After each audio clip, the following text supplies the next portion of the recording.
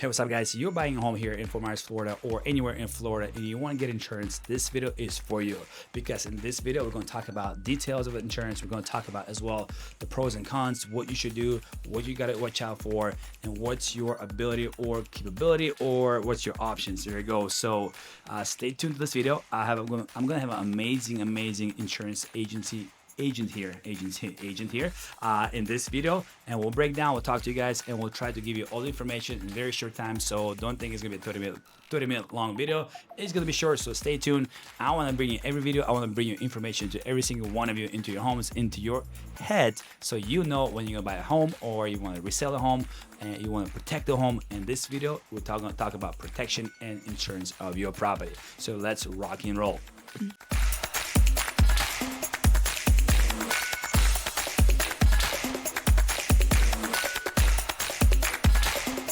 Here we go, guys.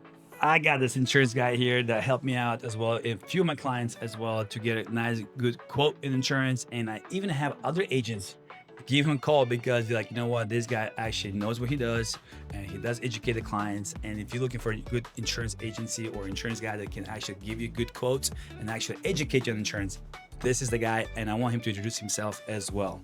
Go for it, brother. Thanks, Alek. My name is Jim Provenzino. I'm a 32-year agency owner, so I've been around insurance for quite some time. Florida insurance is rather unique. Lots of coverage options to choose from. All depends on what you want to happen after the next Ian rolls through the area. We're holding our fingers crossed, no more in our properties, right? Hopefully not, that's for sure. Yeah. So, Jim, good question. So if I'm buying a home, right, and obviously everybody wants to save a few dollars. Everybody wants to reduce their taxes, which is impossible. I don't know, you can do homestead if you're homestead, but it's a whole different video. But for insurance, when it comes down to insurance, right, I had a client right now, I just even called. He's like, well, I got a call for $8,000. I got a call for $2,000. I got a call for $6,000. So it's a big number, right? So you have, well, usually right now, like the homes are, like 330, 350. You see those policy is between, I would say 25 to 3,200 bucks, give it a take. If it's older, if it's newer, obviously it's different. But what would you say if somebody comes to you and like, hey, we want to get a quote, right? Because I know you do a lot of education to my clients, and I really want to do this video for a long time with you. Imagine this, you have right now a client watching us, a person who wants to buy a home right now and debating what kind of insurance they should get for a property, right? Let's do a single family home, because I know condos we can talk about condos as well a little bit later, but for a single family home. So you're right, everybody's needs are unique, right? And so the benefit of my agency is that we're more advisory based. So I'm going to tailor the policy to whatever need it is that you want to have. So if you want something that's going to be the Bentley of coverage, we can put that together. If you want the Chevy Cruze of coverage, we can do that as well. Not that there's anything wrong with either one of those cars, but everybody has their own unique flavor to what they want to happen after the claim happens. So things that come up often are whether or not they have coverage for flood, whether or not they have coverage for wind, whether or not they have coverage for building codes changes, or whether or not they have true replacement cost, or something's going to be depreciated after a loss. But those are all the things that we do in our agency to take the client by the hand, walk them through the policy, and get them the coverage that they want. Not that I want, not that their lender tells them, not that their realtor tells them, but the coverage that they want for themselves. Okay, so do you think it's you can say like blindly, like, hey, yeah, if you get a code for $2,000, go get it?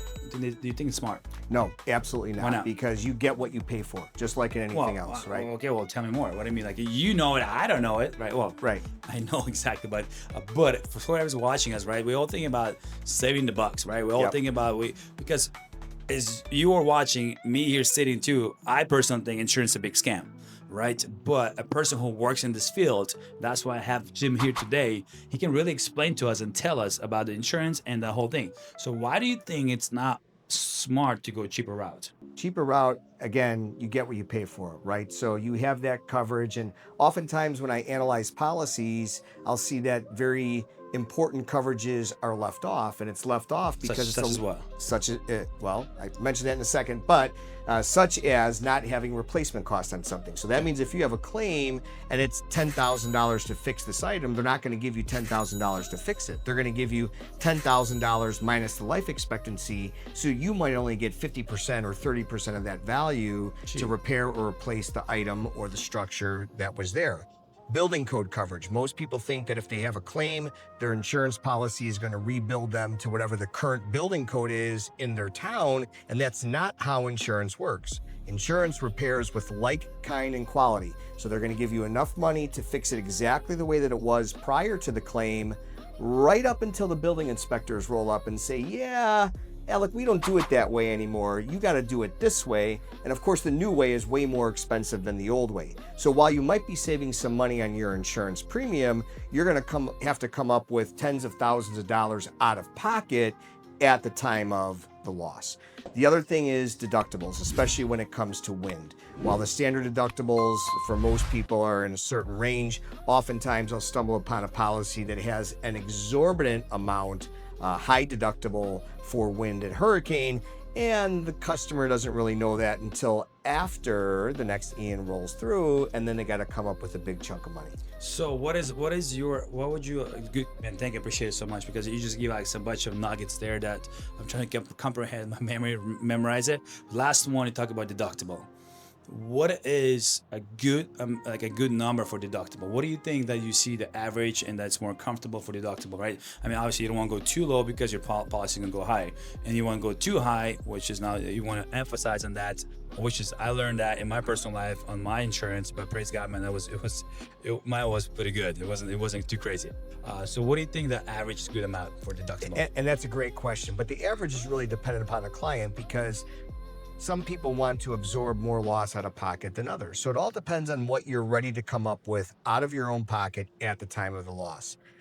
Typically what I see here in Florida is that the standard deductible for all claims other than wind is $2,500. Standard wind and hurricane deductible is 2%. But it all depends on that person. If you want to absorb more risk, which I'm a big believer in, because I only believe in using the insurance when it is a big risk, keep the money in your pocket instead of paying it out in insurance premiums every 12 months, whether you use it or not. So I am a big believer in the high deductibles, but you have to be willing and able to come up with that additional money out of pocket when that claim happens. Yeah, honestly, myself is exactly that 2%, $2,500, and I love it because during Ian, my house got pretty banged up. It's probably a lot of you guys who's watching here in Florida, you've been here, you guys know exactly. Another question, right? So if you have a buyer now who's watching, right? I always educate the buyers in the sense of new construction, right? Resale properties is, but new construction. I know we had a deal. I think that was 2 months ago. We had a deal that you said you never seen the policy this low, like in decades. Mm-hmm. Let's talk about old home or new home. What would you say and why? What would you say better in sense of buying it in regards to policy of insurance, and why? Well, certainly newer construction homes are subjected to much more rigorous building codes, so they're going to draw bigger discounts on the insurance policy. Older homes, if you have the wind mitigation factors like hurricane doors and windows and everything else, that's going to offset some of the pricing changes because the home is older in construction. Water heater under 10 years of age, newer furnace, newer air conditioning, all those things are going to go into it. But the biggest thing is the roof, right? Is making sure that the roof is constructed properly. It's got proper secondary water resistance in there so that if shingles or tiles get blown off the roof, the water's not going to pour in because there's another barrier there that's going to prevent the water from coming in. Yeah, that barrier called icing. Ice paper, pretty much. Not the ice immigration, but ice paper that goes on the roof. Guys, so you heard it. So the water heater age, right? The AC age, the roof age, the window impact windows, if you have shutters. So all those things goes into huge play when you come buying a house. Also, there's a 3-nail thing they call it 3-toe nail as well, which is state of Florida now it requires when you have your trusses meets the house. and tie down. So that's all those things. It plays a big role in insurance policy as well. Let me throw you a curveball on this one. I can't wait. Here's a curveball. Everybody says, hey, there's a bunch of insurance policies, a bunch of insurance companies are pulling out, right? There's a whole the hook bait, right? Insurances are leaving the Florida, California.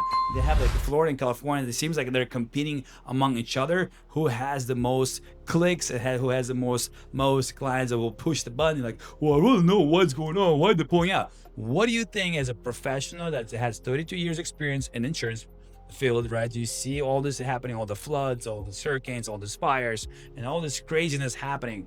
What do you think about insurance? So maybe somebody's watching here who is senior. They've been here, living here for a long time in Florida, and they're watching this video, and maybe they're afraid. Maybe they got this on this path of fear of insurance pulling out. I cannot afford it. What do you see in the sense of that with insurances here in Florida? Yeah, great question. And Florida, Floridian insurance is unique because you have 3 different levels, right? You have the state sponsor plan, which is run under the Citizens umbrella. You have insurance carriers, which are true insurance companies that are under rigorous financial evaluation. And then you have that middle point, the exchanges that were created to kind of be the middle of the road in between there. It's more understanding the stability of the company, right? And nobody cares until somebody cares, right? So the stability of a company, the longevity of the company, especially here in Florida, goes a long way. They might not be the lowest priced, but they've weathered the storm. They know what it's going to take to be there when you're going to need them the most, which is after that next storm rolls through. So again, it goes back to the perspective of the buyer or of the homeowner. What is it that they want to happen? What are they comfortable with, right? When you come to me, I'm going to show you all your different options, and then you're going to make the decision on what's best for you. Awesome. You guys heard it, man. Thank you guys so much. I'm not going to take you more time. I promised you guys this is not going to be a long video. Jim, man, this has been a long time coming. I really want to jump on it, and I know that you guys, comment below. Let me know what you guys think. If you have any questions, comment below as well. I'll promise you I will make next video as well based on your comments below. We'll make a video if you have any specific questions. Also, I'm gonna put my phone number there. I'm gonna put a Jim phone number here in the description as well. That you can call us directly, not our assistant, right? Your phone number. Right to me. Yep. Right to our phone numbers as well, because I'm a big believer, not an AI, not assistant. We do this videos based on relationship, based on being transparent, being honest with you guys. So subscribe to the channel as well. I hope to see you guys in the next video. Jim, thank you so much for being with us. Appreciate it. And give us a call. Florida Lifestyle Insurance, baby. Don't wait for that. Don't wait for the hurricane to come. Peace.